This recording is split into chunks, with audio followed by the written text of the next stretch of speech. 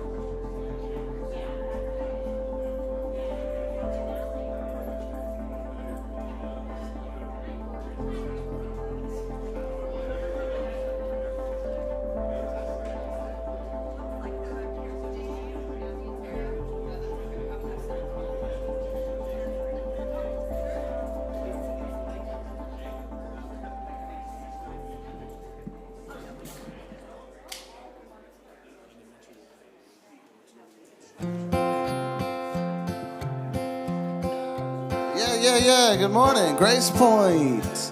How are we feeling? Oh, we're quiet at 11 a.m. Come on, let's stand up.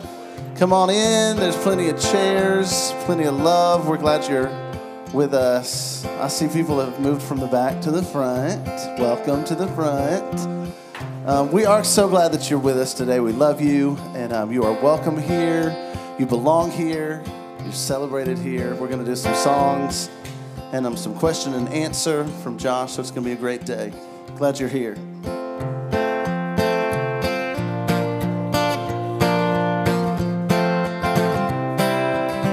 Come on, let's sing it. Love's gonna live here. Love's gonna live here. Love's gonna live here again. There'll be no more loneliness, only happiness. Love's gonna live here again. Come on, let's sing that again. Love's gonna live here. Love's gonna live here. Y'all know it. Love's gonna live here. Love's gonna live here.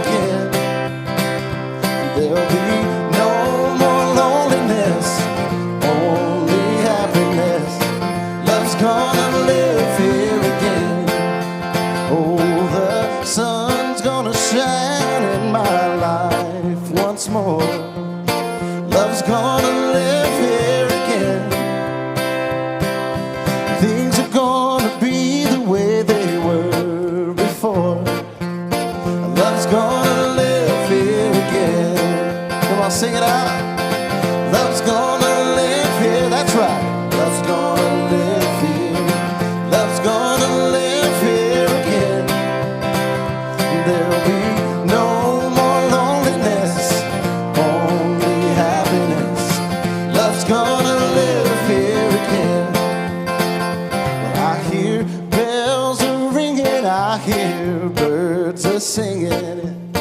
Love's gonna live here again. Bees are humming, and I know the days are coming. Love's gonna live here. All right, y'all know it now. Sing it out.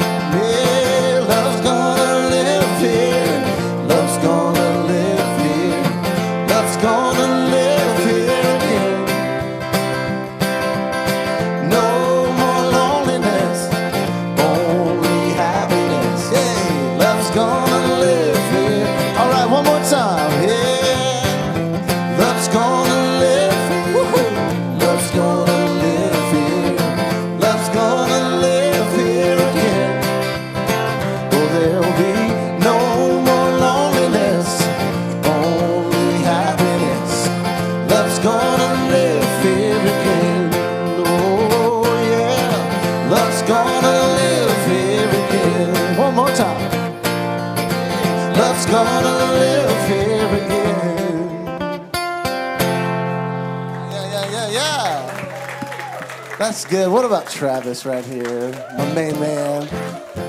Again, we're glad that you are here. Everybody's just coming in now. Yeah, welcome. You missed the first song, but welcome. Just kidding. What we'd love for y'all to do as you're coming in, find somebody maybe that you haven't talked to in a long time, or maybe you haven't met at all, and have a conversation, introduce yourself, hug a neck, shake a hand, all those things. We'll be back with some more music and announcements in a minute. Love ya.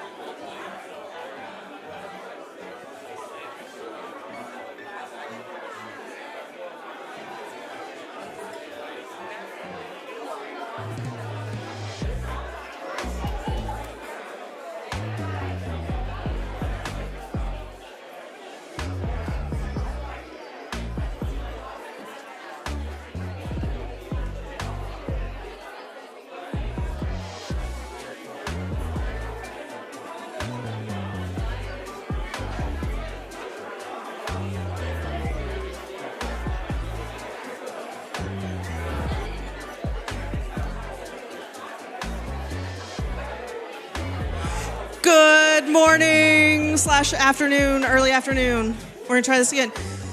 Good morning. Oh, we're not awake. That's okay. What you doing, bud? Hey. My name is, I almost said Titus. That is not my name. My name is Tiffany. Pronouns are she, they. I'm our director of our kids and our students and our college. And so if you are any of those categories, let's talk and hang out. Today, we have a very special guest. Okay, will you tell everyone your name? Titus. This is Titus. Titus, how old are you? 4.5.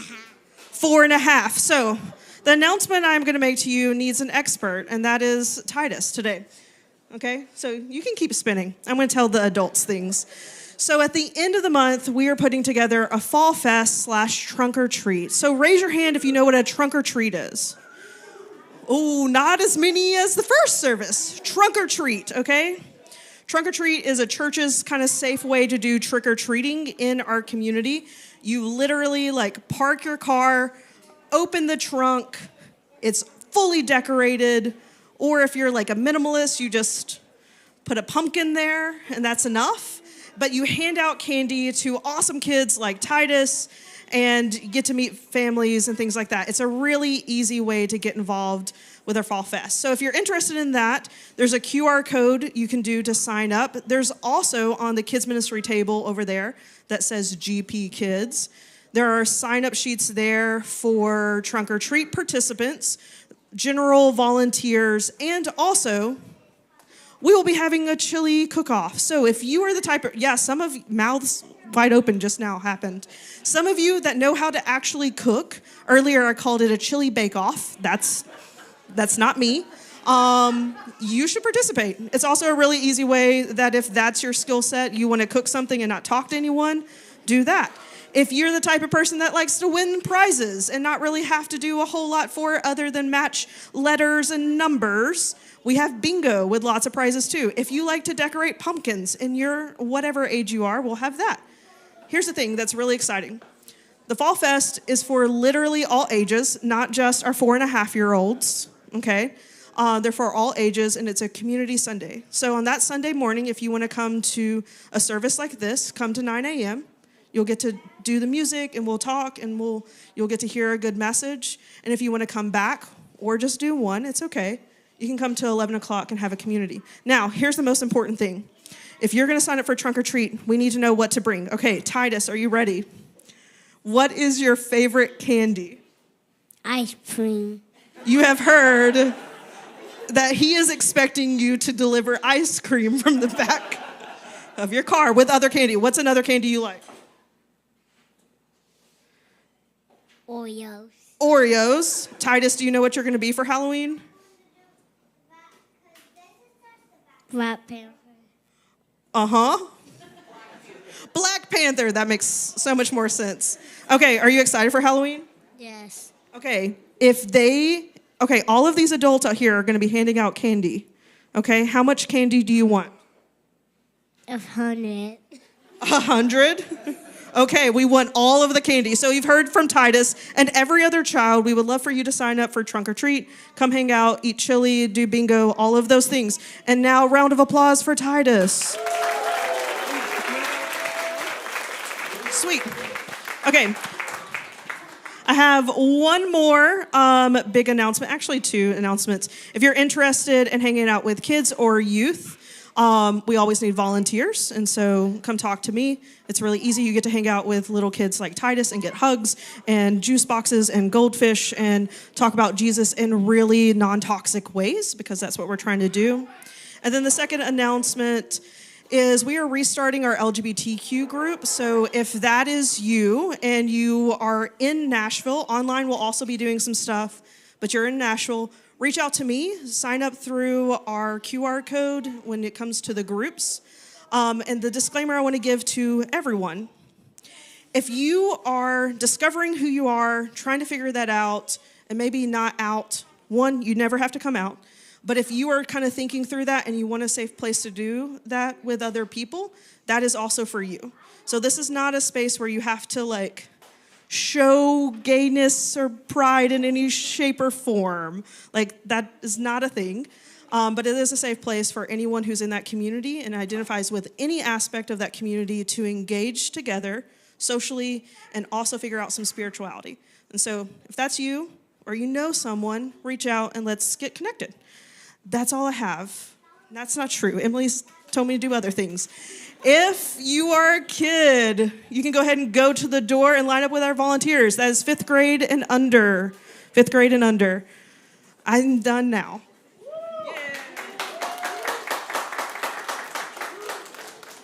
Hello, my name is Emily, and I am the Director of Operations here. I just have a few housekeeping things.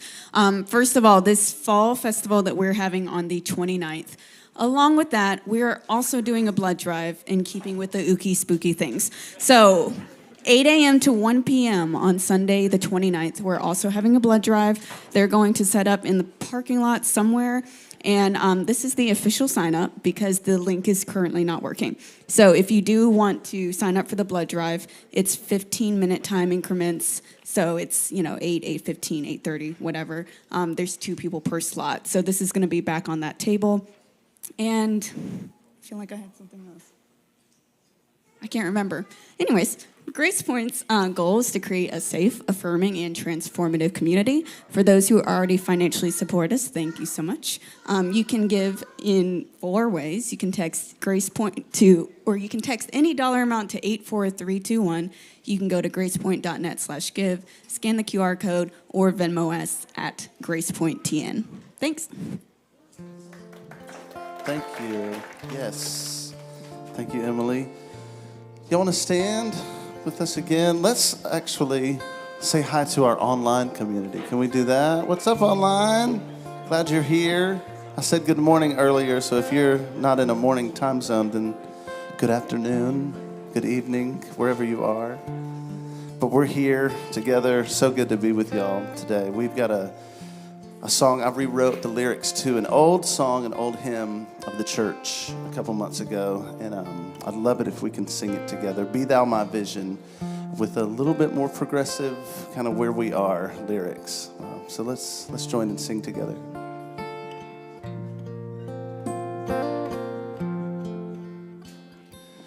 Be Thou my vision, O light of my eyes, guide me through darkness and renew my sight.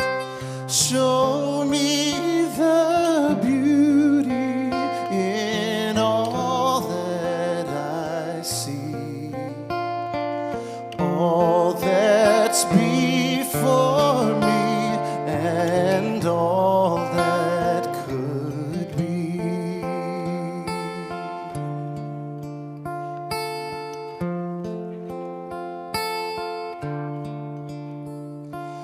Be Thou my vision, O neighbors and friends, circle around me and be my defense. Gently remind me should ever I stray. Hurry and find me should I lose my way.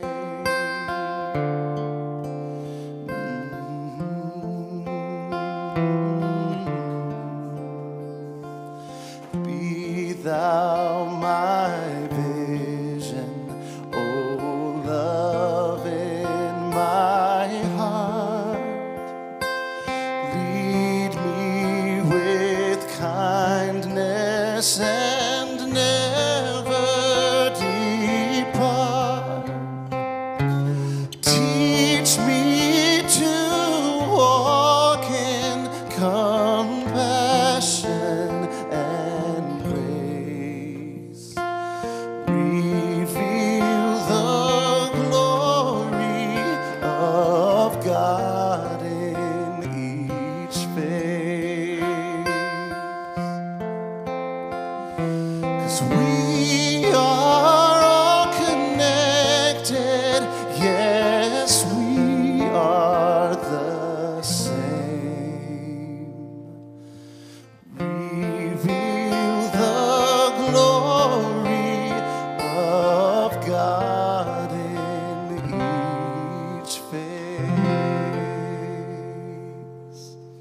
Oh, that's beautiful. Thank you so much. You can have a seat.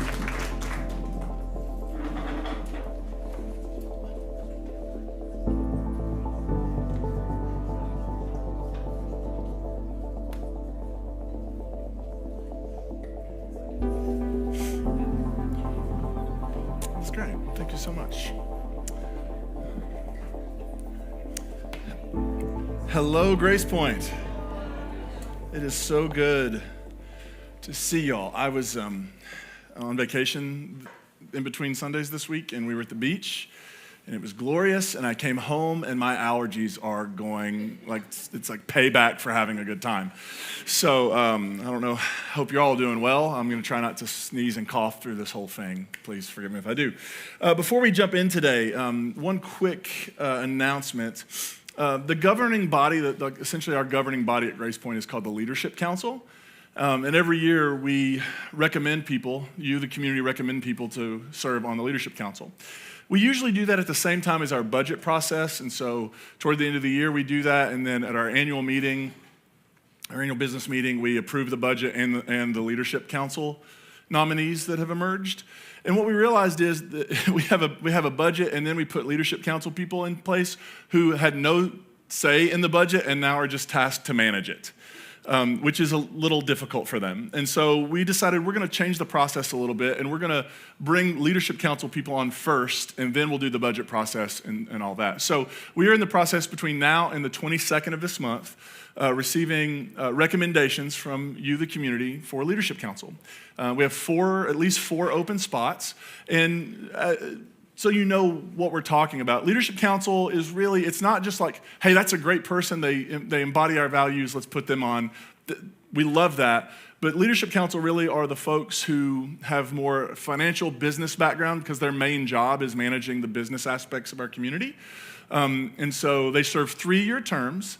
And the way the process works is we receive recommendations from the community. The current council goes through those, conducts some interviews, and then the council will nominate a group of people out of those recommended, and then you, the community, will approve that. So here's how if you would like to recommend somebody for Leadership Council, here's how you do. Don't everybody do it at once. Let's be orderly. First, you need to know what the requirements are. The number one requirement is that the person has to have been a part of Grace Point for at least a year. People often ask me, how do you become a member of Grace Point? And I always say, do you want to be a member of Grace Point? And they always say yes. And then I say, congratulations, you're a member of Grace Point. What makes you a part of Grace Point is that you want to be.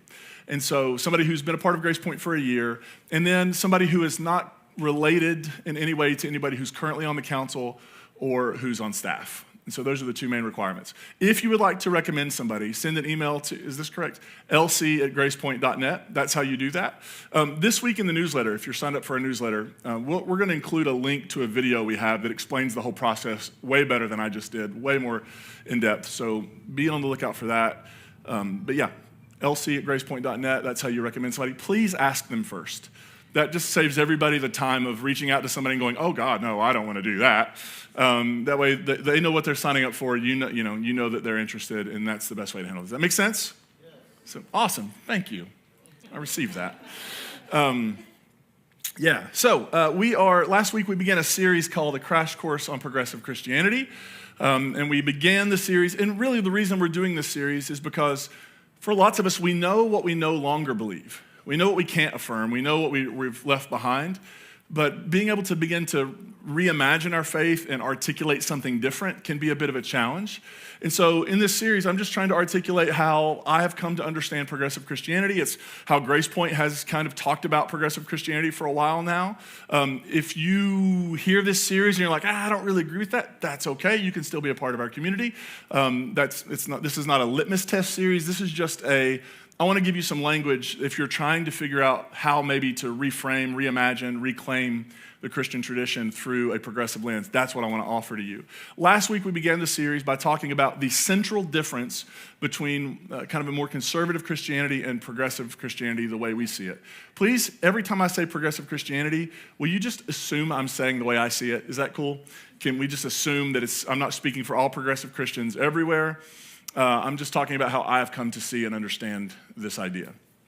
We began by talking about the central difference between conservative and progressive Christianity, which is not what often people think about. People often think it's, well, progressive Christians are affirming. Of course we're affirming. Progressive Christians don't believe in hell. No, we don't believe in hell. Progressive Christians, don't believe in substitutionary atonement. No, we don't believe in that. But that's not the central difference.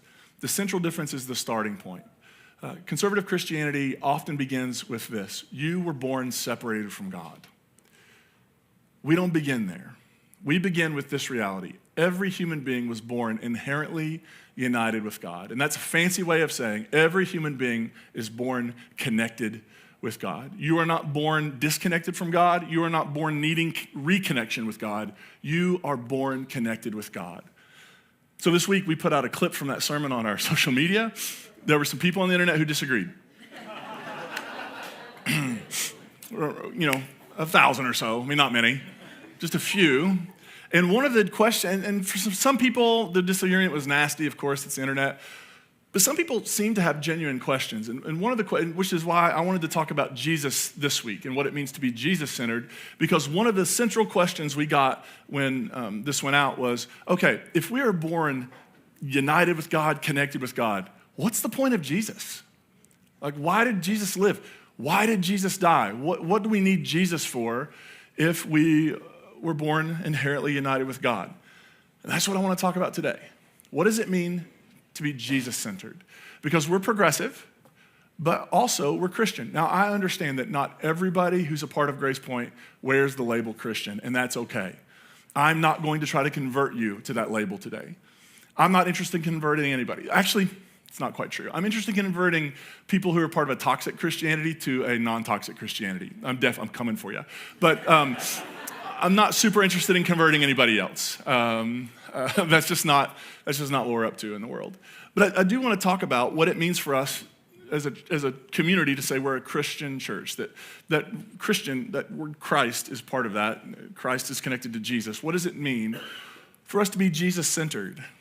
And I think that even the idea, the name Jesus, comes with some baggage, doesn't it? Does anybody, when you talk about Jesus, maybe, I love Jesus. Can I just be honest about that? I love Jesus. Bigger fan than I've ever been in my entire life.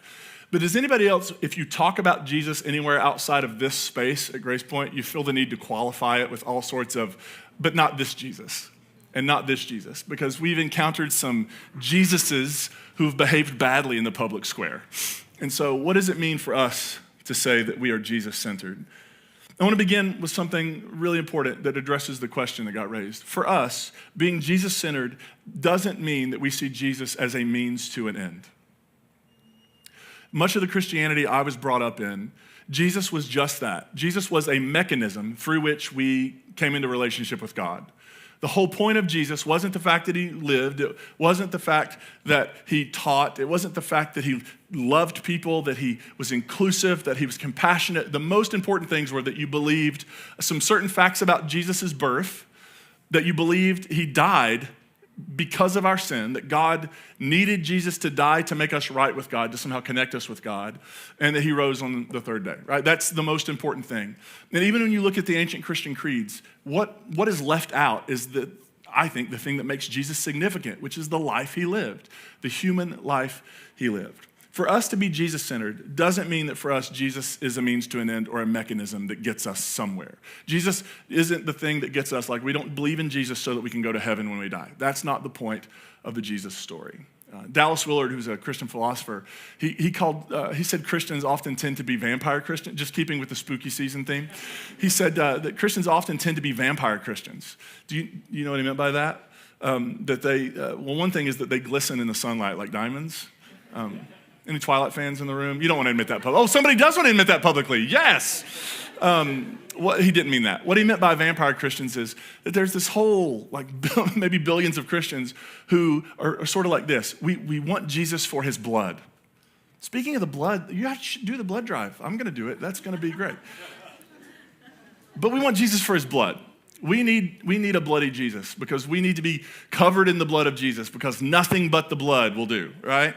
Nothing but the blood will do. And that's sort of what many of us grew up believing about Jesus, that his life, trusting him, following him, all of that stuff is bonus content. The main thing is having an intellectual agreement that you're a sinner, that Jesus wasn't, and that God demanded Jesus' death to somehow make you right with God. When you begin with inherent union, when you begin that we are born united with God, that takes the need for, y'all, just think about this. If God actually needs to kill something to love you, we have way bigger problems than we could ever possibly imagine. If I am a better parent than God, we got issues. And so we don't begin there. We don't begin with the need for God to kill things to love us. We begin with the fact that we are loved. We do not see Jesus as a mechanism or as a means to an end. Second, and if I'm not already in trouble on the internet, this is going to get me there. Being Jesus-centered does not mean that we see Jesus as the one and only exclusive path to the divine. It's just not how we see it.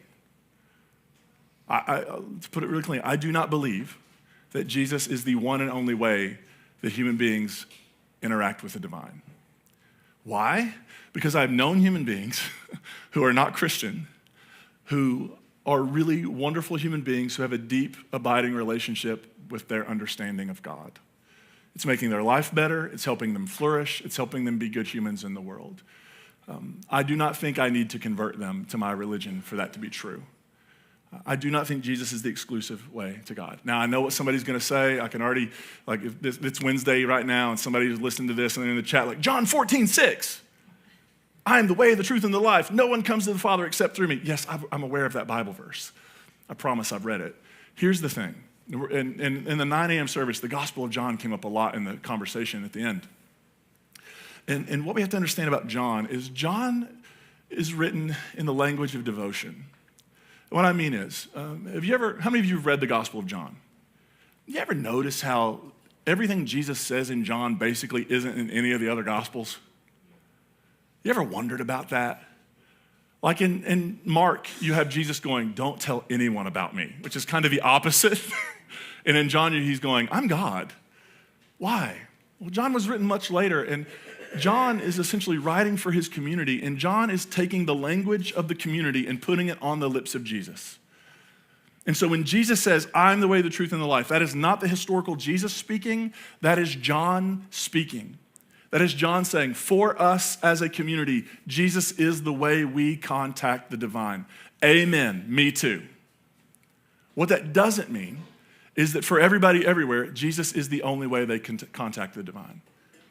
And we intuitively recognize this because one of the questions that often comes up is, well, but what about people who have never heard of Jesus?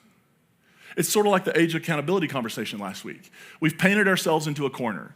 You have to believe in Jesus to go to heaven when you die. What about people who are never given the opportunity? We have no text to back this up, but they are grandfathered in. They get in because God surely would not hold you accountable. But then there are other Christian theologians who will go, not so fast. I think they go to hell. What? God holds you accountable for information you were never given? I think deep within our theology, some of the pushback and questions to it and some of the weird things we construct to try to get around them should be letting us know we are creating a theology that's almost impossible to live and breathe under. And so I just want to say this. I don't think everybody needs to become Christian. I actually think we need faithful Muslims to be Muslim. And we need faithful Jewish people to be Jewish. And we need faithful Buddhists to be Buddhist. And we need faithful people in all of their traditions to be the best possible humans they can be in the world. And we need Christians who are behaving badly to be better. But what often happens under this idea of Jesus being the exclusive way to God, it has become a pretext and a cover-up for all sorts of human atrocity. I mean, in reality, the whole idea of expanding the message of Jesus, the Great Commission, taking Jesus to all the world, really was just a cover-up for colonialism. Because what happened in all these places where missionaries from Europe came to the Americas, and what did they do? They offered the Bible and they took the land, right? They offered doctrinal propositions and enslaved people. And they used the very scriptures they were giving to other people as a proof text for why what they were doing was biblical. The idea of we need to take Jesus to all the places Jesus isn't. I get how people can read that from the scripture, but I don't think we understand the unbelievable human toll that has taken through human history. And so I think it's important for us to say, as progressive Christians, I have no desire to convert people from other religions to my religion.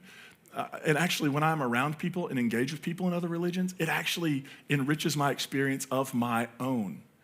Because when I can see them celebrating and being transformed by theirs, it allows me to come to my own with new eyes, to be transformed and to celebrate my own tradition. Right? So I don't believe Jesus is an exclusive way to God. And the way I would put it is this: when the language of devotion, like in John 14:6, when the language of devotion is literalized and becomes a litmus test, it can become a pretext for all sorts of terrible, traumatic, harmful ideologies. Are you with me? It's just how it's worked through human history. And so I think we just need to acknowledge that. I think it's important to say, I don't believe Jesus is somebody from somewhere else. But that's sort of how he gets portrayed, right? Jesus is almost like a Superman figure who he looks kind of like us, right? But he can fly, right? Like at the end of the Gospels, he kind of does fly, so there's that. But this idea that Jesus sort of seems like us, but he's really not like us. He looks kind of human. He may seem like a human, but he's just not one of us. There's this other piece that being Jesus-centered doesn't mean believing necessarily a lot of doctrines about Jesus. I want to go further and say, being Jesus-centered, and I'm going to come back to this in a minute, so don't gasp. Being Jesus-centered doesn't necessarily mean believing in Jesus. I think it can mean something way different. And you can be Jesus-centered and not see Jesus as a white, American, capitalist, Christian nationalist, anti-immigrant, anti-LGBTQ+, anti-women, pro-billionaire, believer in trickle-down economics, or that people should pull themselves up by their bootstraps.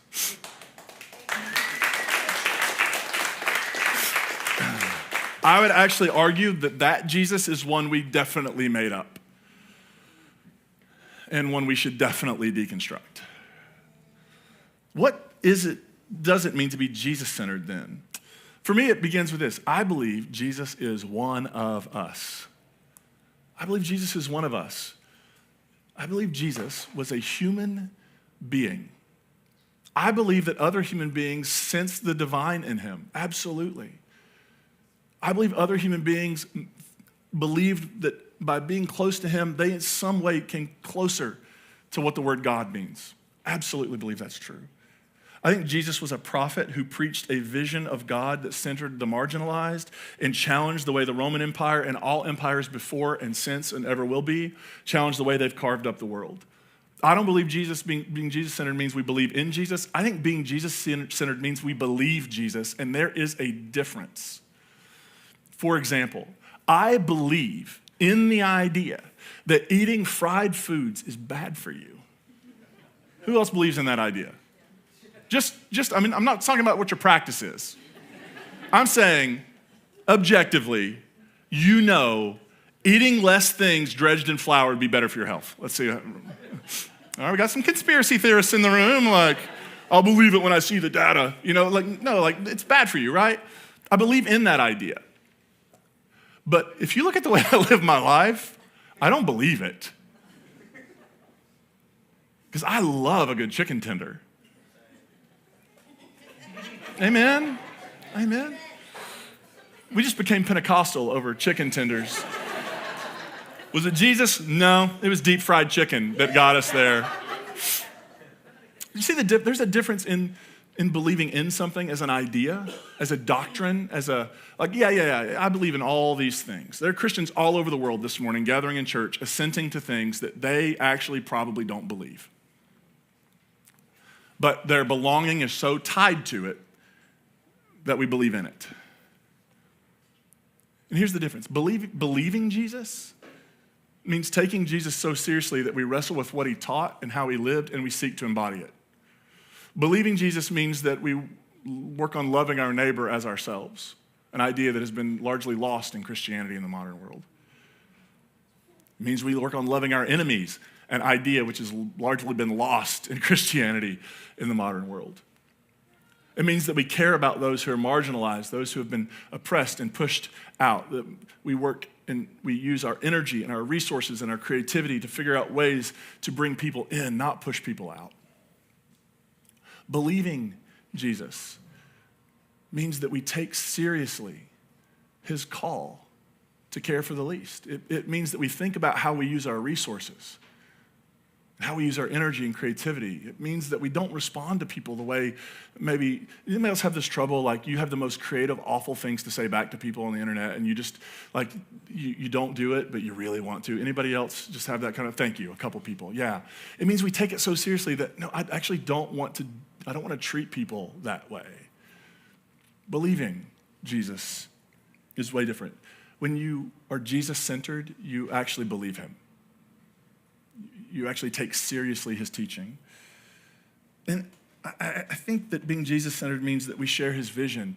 And by the way, Jesus' vision was not for pie in the sky when you die. I think if we could go back in a time machine and sit down with Jesus and say, Jesus, do you believe in an afterlife? I think he would say yes. I really think he would say yes. It was a new idea in Judaism. He seems to have embraced it.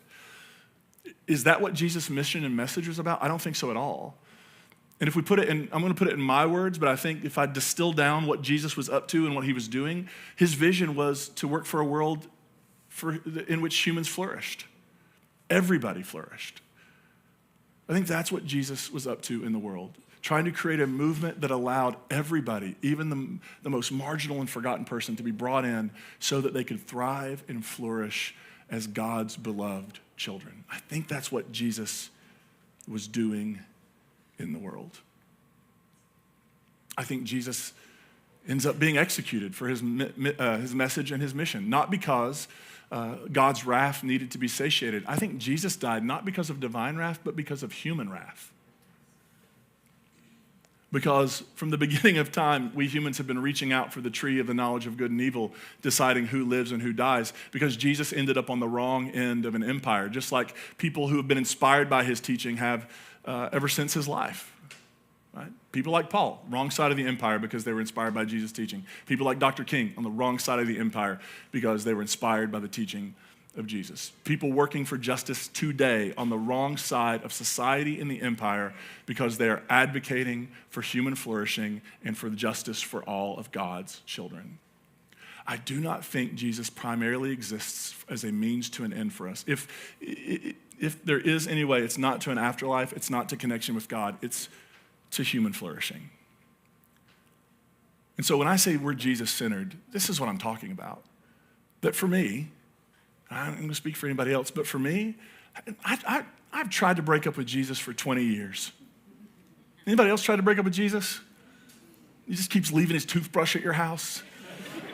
You just can't shake him. He just keeps popping up like a bad penny. Like, there's Jesus again.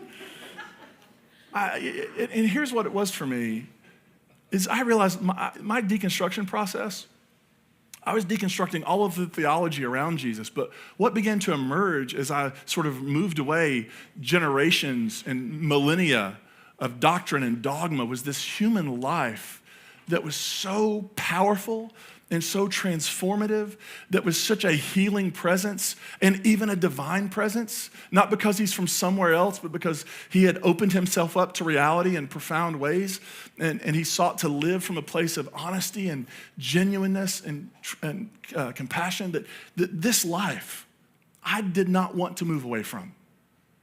I wanted to move closer. Somebody who would rather bleed for his enemies than cause his enemies to bleed. My God, I want to be that person. I am not currently that person. Is that for me or you? But God, I want to be that person. I do. And every time I try to move, I could leave Christianity way before I could leave Jesus. Because I found that so often the religion we've built around him was not the religion he had. The religion he had was centered on this abundant understanding of God, and we've created a religion of scarcity. It was centered in a God who hears the cry of the oppressed, and for too long the church has tried to silence the cries of the oppressed. It was built on an understanding that with God and each other, we can actually change how things work. And not 300 or so years after his life, we erected monuments and cathedrals and religion that obscured and silenced his message. So for me to say I'm Jesus-centered, it means I want to get back as best I can to hearing the voice of this human being who called for a just and generous world. And I want to join him in making that world a reality right here, right now. And I want to open it up for some conversation. I cut out a bunch of stuff I said at 9 because it went way too long and I rambled way too much. But I want to show you this. This is I've used this quote, and every time I talk about Jesus like this, I'll probably use it, so no apologies. But I love it. It just, it's so beautiful, by Frederick Buechner. In the last analysis, you cannot pontificate but only point. A Christian is one who points at Christ and says, I can't prove a thing. Can we just begin there? What's humility? I can't prove anything. Like, we just totally wiped out apologetics, by the way. Like this idea, I'm going to defend the faith. If your faith needs defending, we're probably already in trouble. A Christian is one who points at Christ and says, I can't prove it. But there is something about his eyes and his voice. There's something about the way he carries his head, his hands, the way he carries his cross, the way he carries me. And I can't prove a thing. But there have been so many times on this journey that I've felt that last clause so deeply, that I've been carried.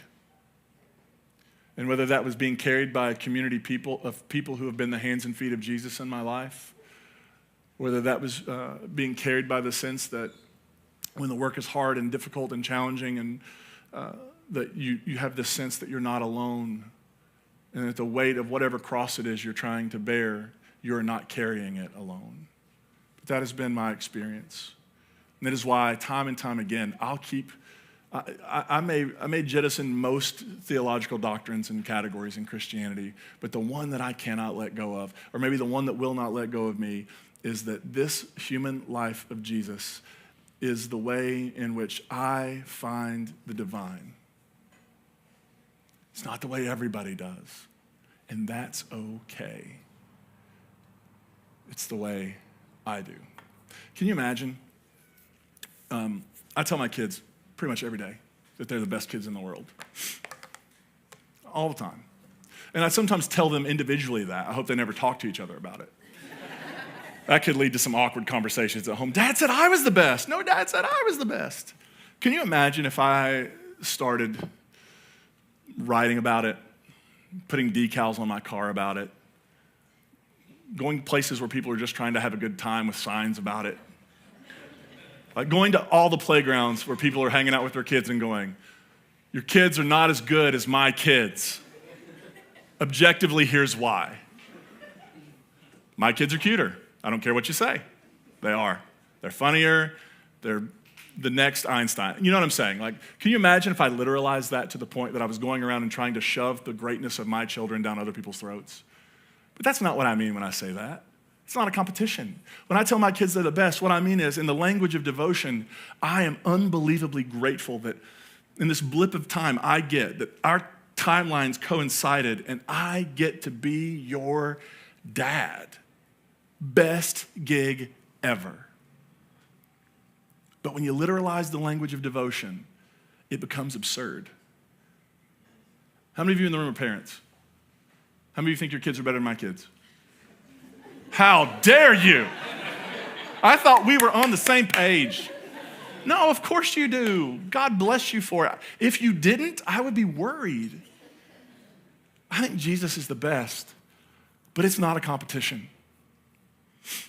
And what I care about is human beings flourishing and finding wholeness and healing and accessing the best parts of what it means to be human.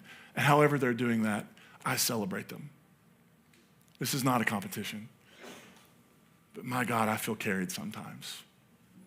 And so for us as a church, not everybody in our church is Christian. We have atheists, agnostics, all sorts of folks who are part of the Grace Point orbit. But as a church, we're a Christian church, and that's something that matters to us, being centered in the life and teachings of this person of Jesus. Not because it's the only way, but because for us, it is proven to be the way that is our mother tongue.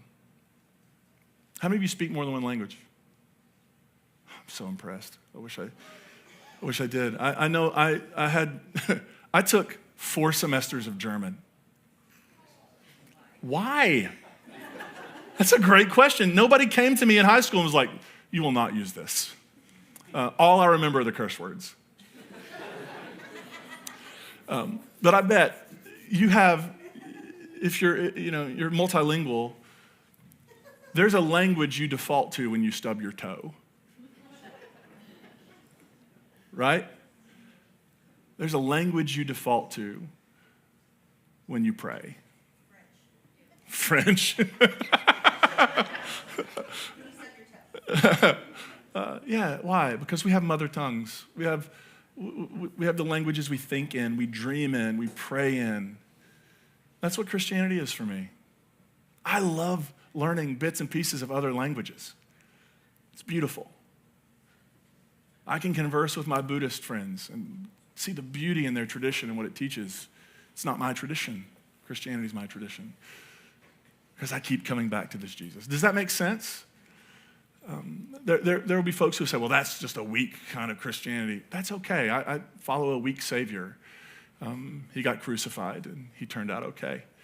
So this idea of we need this strong, abrasive, no, that's actually runs in the face of the person of Jesus, who was gentle but fierce.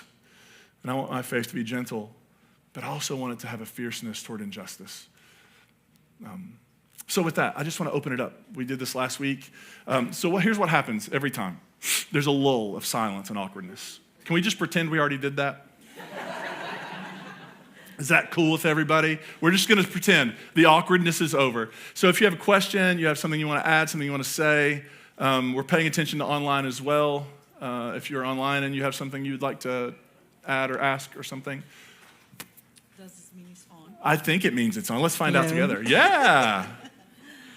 I'm just very appreciative of this place and this space and the opportunity to be here, and you for being vulnerable and encouraging us to be vulnerable as well.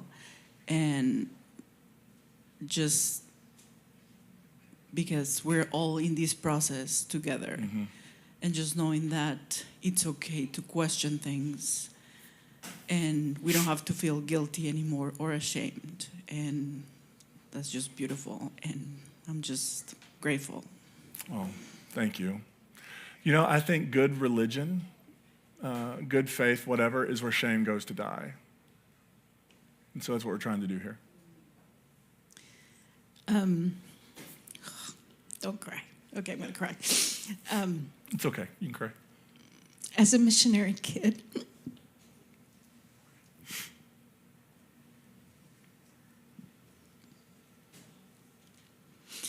the hardest part of deconstruction is thinking that my parents spent their entire lives working for something that I don't believe in, and that my brother is currently doing the same. And how do I? Well, I can't have those conversations at home.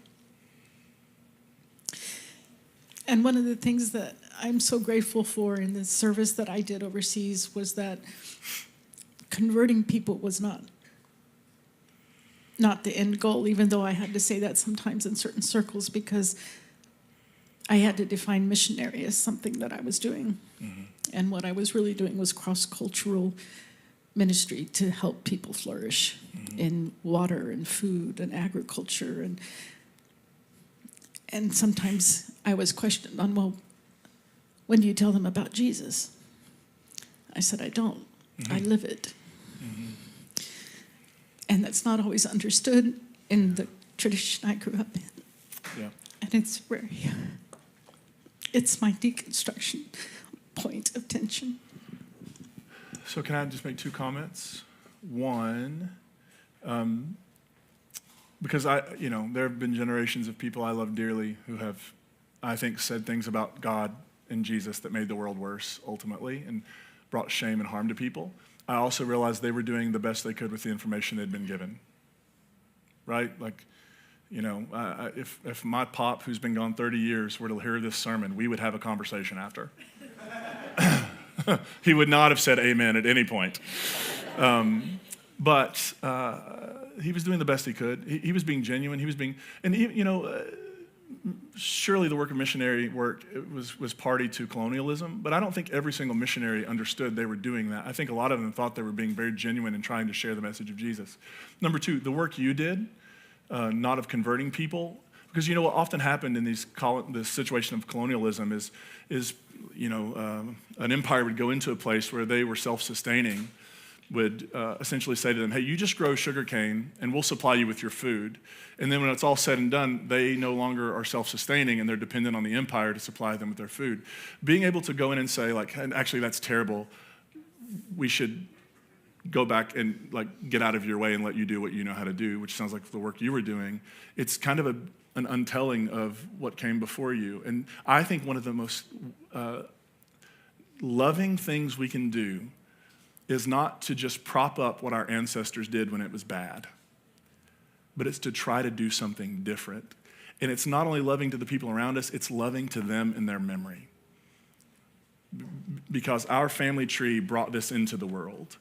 This is what I love, the language Paul uses, that in like and he uses Adam as a symbol of humankind, but Adam is where the problem started in a human. It's in a human, Jesus, for Paul, where the problem gets rectified. And I think that's exactly what I'm hearing from you. And so, in some ways, their work is being transformed through your work. Yeah. Do we have anything real quick? Do we have anything online?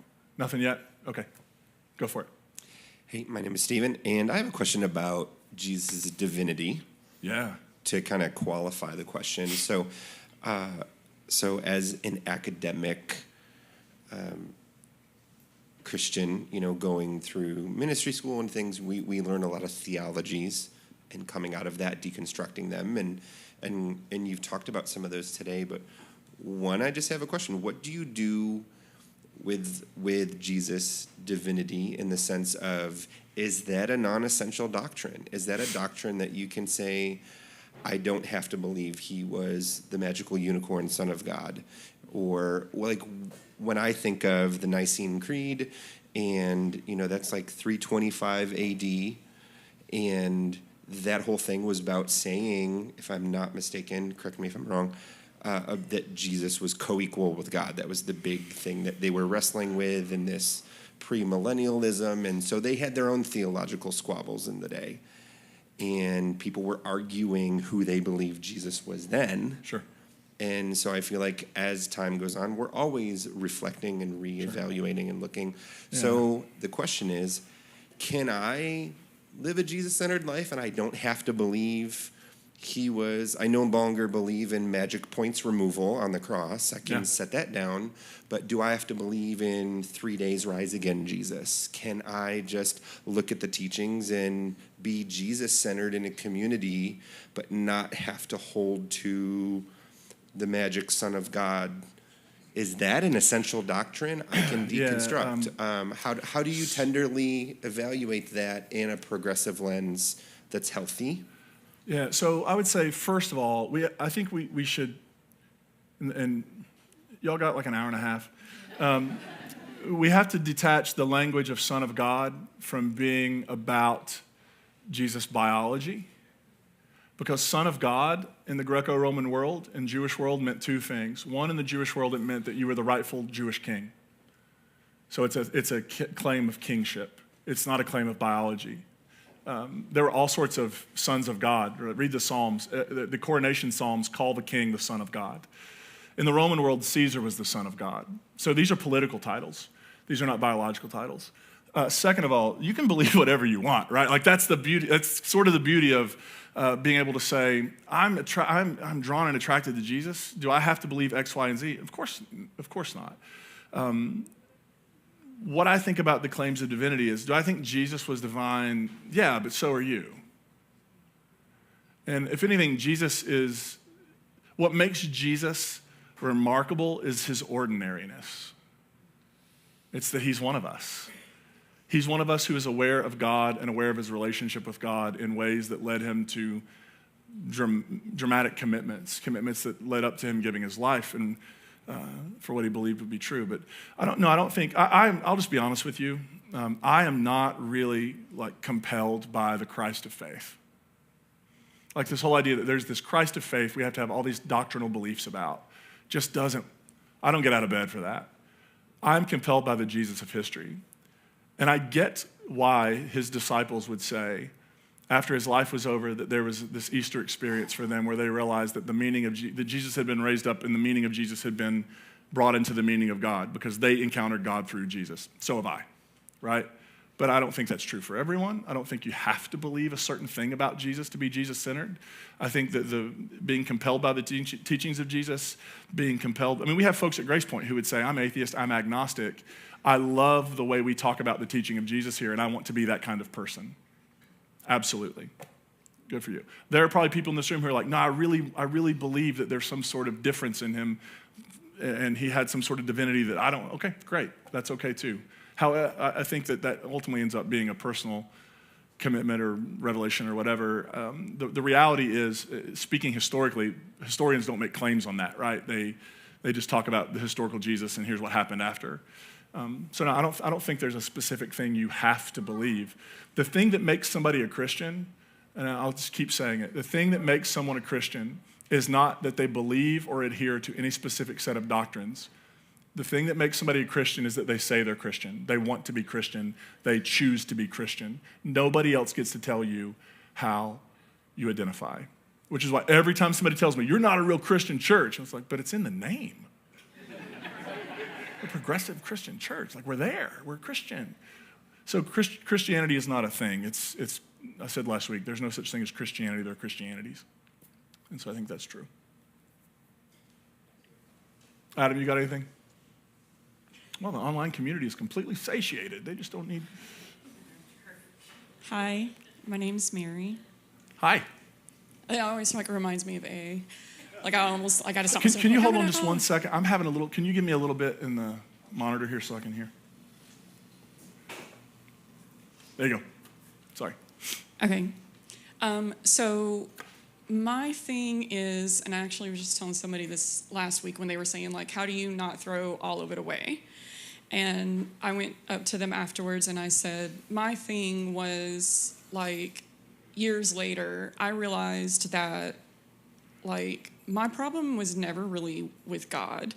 And that was the biggest revelation for me, was through all of it, I did kind of walk away and just stay on my own and not go to any churches or talk about it or anything, but I still felt this pull. Mm-hmm. I still felt this, desire of just knowing more and having a closeness. And I felt that closeness with God, and I realized that my big problem is people. That, yeah. Me, the person sitting at the wall by that, house plant, has a problem with people. But that's the part that I have the hardest thing, processing and dealing with. And, I have trauma in my life that adds to it. But it's I have absolutely loved coming here, and I love watching everyone and how they interact. And I interact a little. But that's, I think, the biggest hurdle for me, and what I've seen with a lot of people is once they realize, oh man, I do actually still really want to know more about God and spirituality and stuff, but people just terrify me. Yeah. What would be some of your advice to overcome that a little bit? That, it's we realized that it wasn't God, it was people, but yeah, you're everywhere. Yeah, there are billions of them. Well, I think, first of all, acknowledging that you've had traumatic experiences is really important, and taking that seriously, and being a little self-protective is, I think, good when you're starting to try to trust again, especially in a context of religion. I mean, we have folks who come to Grace Point all the time. And when I talk to them, it's hey, I've been through so much at church. I'm not ready to fully. I mean, we have people who, there's sort of this progression sometimes where people will watch online for a little bit silently, and then I'll get a random email that's hey, I exist. Not really ready for anybody else to know that yet. And then they jump in the chat. And then if they're local, they'll show up in person. And I think that that's a self-care. That's a self-care. So I think it is as you feel safe and comfortable, knowing that in this community we value and prioritize creating as safe a place as we possibly can, that you sort of, as you're watching people interact, maybe you take a little risk every now and then and say hi to somebody. But I think I do want to acknowledge and say that, like that's not, you're not being antisocial. You have real reasons, and those real reasons matter, and we care about them. And so, I would even say that it's sort of a sacred process, being able to open yourself up to people in community. So I would just be patient with yourself and take whatever baby steps you feel safe taking. A couple more, yeah. So I don't come here very often, so this is probably one of like the top 3 most commonly asked questions. I hope it's not, but I don't know too much about the Bible, so I've had to go online and look up quotes in the Bible about hell, and then go to 20 top Bible verses about hell. But, so I remember you talking about how, like, I don't remember which book, is that what's called, like a book in the Bible? Like John, is that like an example of, okay. So, I don't know. That one's in there. Okay, but there's like tons of different books on this reliable website about, like, all kind of saying the same thing about hell. And to me, hell seems very unjust and like not, it seems contradictory to a lot of the things in the Bible. But I know about you is that you really enjoy reading the Bible and like. Don't tell anybody. All right.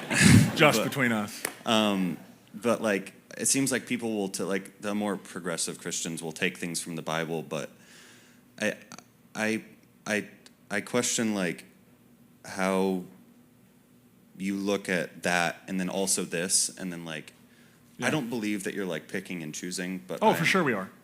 All right, cool. Yeah. So are conservative Christians, right? Like everybody's picking and choosing because the Bible isn't speaking with one voice. It's a collection of texts from different authors over about 1,000-year period. And they don't all agree on everything. That's one of the differences. Is my conservative siblings would say, no, the Bible speaks with one voice on everything, which works until you read it, and then you realize that's not the case. So, for example, hell. It's not at all in the Hebrew Scriptures. There's one reference in the book of Daniel, which is a late text to eternal damnation or destruction or something like that. But in the New Testament, the word hell, in some later books, you'll get Hades that appears. But the word rendered hell in the Gospels is the word Gehenna. And Gehenna was an actual place, like a physical location outside of Jerusalem, where in the Hebrew Scriptures, some of the Judahite kings sacrificed their children to other gods in fire. And so it took on this connotation. Some people say in Jesus' day it was a garbage dump. Some people disagree with that. But it's sort of like when I read Jesus, people say, Jesus talked about hell more than anybody. Never mentioned it because I don't think he necessarily believed in it. What Jesus talks about, though, is he warns people about Gehenna. Bless you. I think he warns people about Gehenna because I think he's using it as a metaphor to say, remember, the Gospels were written after 70 CE when Rome had destroyed Jerusalem. But the Gospels are talking about things before 70 CE. If the historical Jesus talked about Gehenna, I think he was saying this. If we keep going down the path we're going, our entire place is going to end up like that. It's going to be a place that is cursed and destroyed and nobody wants to be in. So I think he's using a physical place that people would have known about as a way of saying the whole place can become that if we keep going down the path we're on. I don't think the historical Jesus ever talked about hell in the way. Actually, hell was invented by a guy named Dante. Honestly, that's where we have the idea of hell fully coming into what we have it today. And there's a book by a guy named John Sweeney called Inventing Hell that is great on this topic. But yeah, we all pick. I'm honest. I pick and choose. There are verses in the Bible I don't like because I don't think they reflect the best possible way to do it. Right? One more, and then we'll wrap up because we're running short. Yes. Hi there. Hi. Does it work? Okay. So I grew up Church of Christ, yeah. So I feel like an apology is in order, and I don't know why. It was really intense. And one thing that they talked about 24/7 was heaven and hell. It was our main thing. We were the only ones going to heaven. Baptism, all the things. And one thing that has scared me my whole life and still scares me to this day, even though I've deconstructed, is the thought of eternity. So it scares out of me because how can something just go on forever? If heaven is what we've been told, which probably not, but if it is, that we are just going to be there forever. The earth's going to explode, the rapture, all the things. Yeah, and none of that's we're, real. Right. But that we're going to be there forever and never ending. And my brain can't comprehend. It's one big long worship service. Right. So what does that look like? Because I'm telling you, it's like You think you're looking at your clock right now. Imagine if we were at year 1 bajillion. Right. You're like, is this guy ever going to wrap this up? So is eternity real? Like I'm 32 and still scared. Is eternity real? I have no idea. That's the best. I hadn't been there yet. When people ask me what I believe about the afterlife, I typically will ask them what day it is, because that'll affect the answer, because it changes, because it's an unknowable. I do feel like there is, speaking scientifically, energy can be neither created nor destroyed. We're energy. I don't know what that means. I don't know. I do think if there is such a thing as eternity, and if I do not think it's one long, unending worship service, I think even God would be like, this is a bit much. My assumption, could be wrong, my assumption is that if there is life beyond this life, if there's something beyond this, that it's going to be better, more generous. Yeah, but it's going to be, I think our best images would fall short. And I'm hopeful for that. At the end of the day, I think there are lots of compelling things, right? Like, do we just make more stuff? Right? We die and we get kind of recycled. I think it's a valid way to look at it. We just die and there's nothing. I think that's a valid way to look at it. Do we die and we somehow get brought back into the source that brought us here to begin with? Maybe. Marcus Borg, one of my favorites. I'll end with this. Marcus Borg, one of my favorite scholars.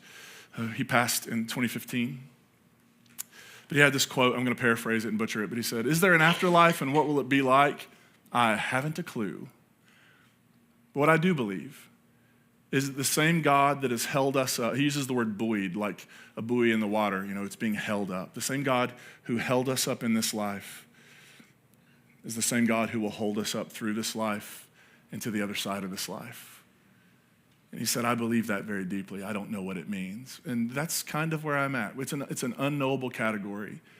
But I deeply believe that the God I have known and experienced in this world will translate with me through whatever comes next. And I just trust, because that's all we can do. Everybody who talks about the afterlife is giving you their best guess. And I think for me, what conversations around the afterlife do is it brings me back to this moment and what I want to do in the very short little window of time I get in this iteration on this timeline, because there are more timelines. What do we get to do now? And I really do think eternity, if that's a thing, will take care of itself when we get there. Does that make sense? Yeah, let me offer just a word of prayer to wrap this up and we'll sing. God, for this Jesus who challenges us, inspires us, annoys us, heals us, holds us, we are grateful. And in this community, we hold a great expanse of perspective and opinion, and we hold it with grace and generosity, and for that I'm so grateful.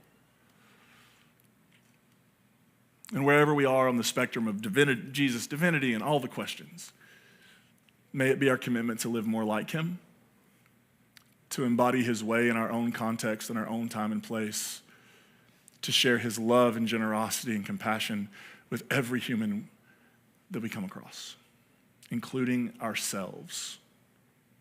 We offer this in gratitude, and everybody said,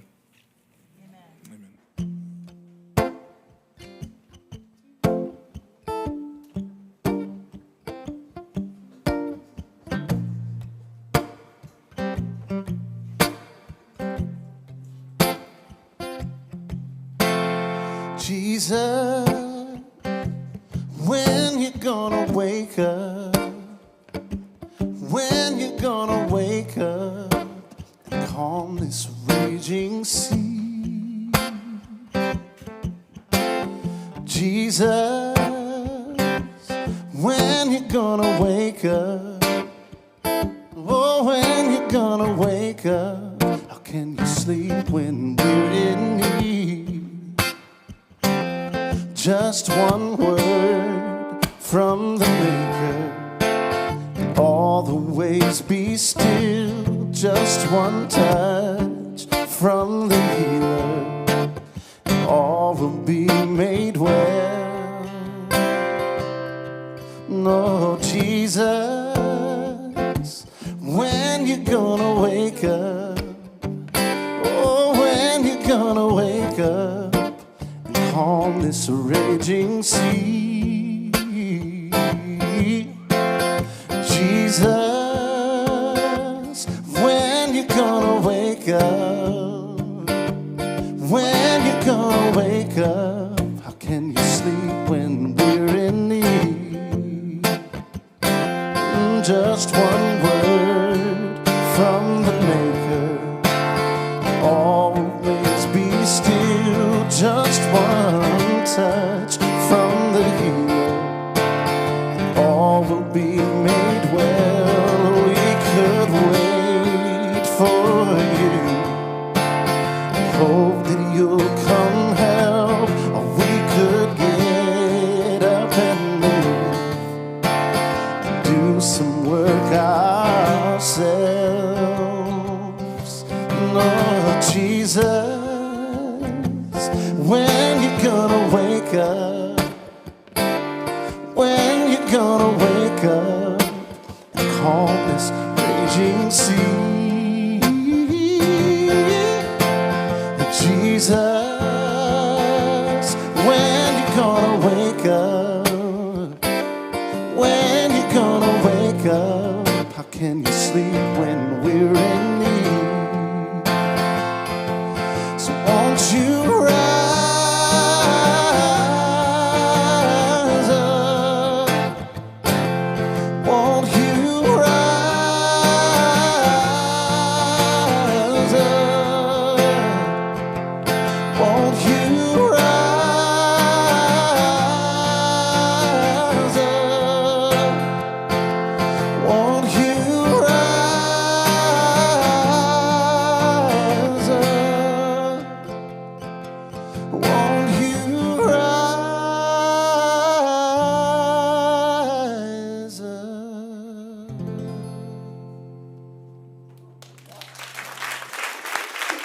Grace Point, thank you so much for being with us today. We love having you here. We hope you have a good week, and we'll be back next week. We hope to see you. We love you. Have a good one.